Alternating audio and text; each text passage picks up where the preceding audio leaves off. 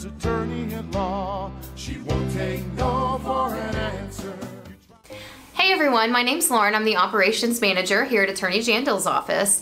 And over the years, one thing that we discovered is that everybody has really busy lives. We're going to this appointment, that appointment, we have to get our groceries, pay our bills.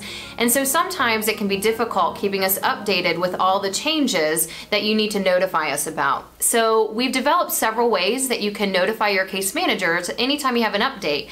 You're always welcome to stop in any one of our branch offices. You can also email your case manager directly, and you can even visit our website at www.jandils.com. And you'll notice towards the top of the webpage, there is a big red bubble.